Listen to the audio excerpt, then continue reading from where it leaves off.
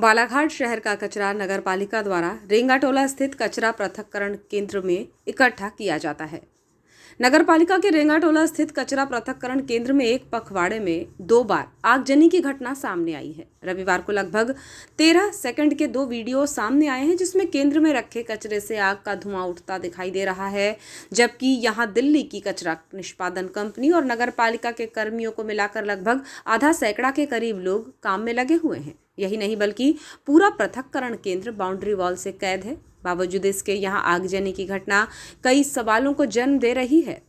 आपको बताएं कि रेंगाटोला के कचरा पृथक्करण मैदान में टनों से संग्रहित कचरे के निष्पादन के लिए दिल्ली की company Ayushi hygiene care private limited को ठेका दिया गया, जिसका शुभारंभ बीते 5 अक्टूबर 2024 को नगर पालिका अध्यक्ष भारती ठाकुर ने किया, जिसे 4 करोड़ में ट्रेंचिंग ग्राउंड में मौजूद पुराने कचरे के निष्पादन का काम सौंपा गया है और उसकी टाइम लिमिट 6 महीने की है।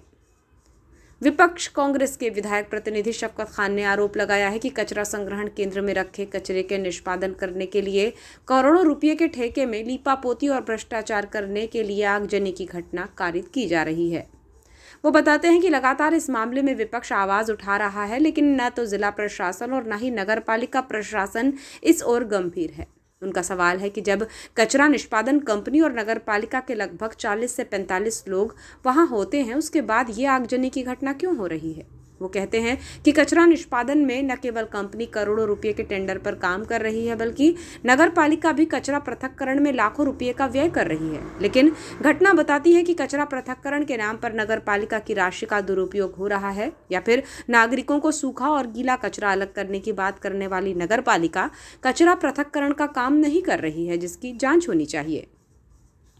वहीं इस मामले में स्वच्छता नोडल अधिकारी का विधायक प्रतिनिधि के आरोपों पर जवाब है कि कंपनी को पुराने कचरे के प्रसंस्करण का काम दिया गया है, जबकि आगजनी नए कचरे में हो रही है और वो भी अलग अलग जगहों पर। ऐसा लगता है कि कोई असामाजिक तत्व जानबूझकर आग लगा रहा है, जिसको लेकर हमें पता चला है कि 6 लोगों का गैंग है जो ये काम कर रहा है, जिसको रंगे हाथों पकड़ने का प्रयास हम कर रहे हैं। इसके अलावा कचरा संग्रहण केंद्र में ऐसी घटना को रोकने यहाँ फायर टैंकर रखने और CCTV लगाने के लिए भी विस्तृत कार्य योजना बनाई जा रही है। उन्होंने बताया कि असामाजिक तत्व कर्मियों के दाएं बाएं होते ही आग लगाने का काम कर रहे हैं, जिसे गंभीरता से लेकर ऐसे लोगों को पकड़ने का प्रयास किया जा रहा है।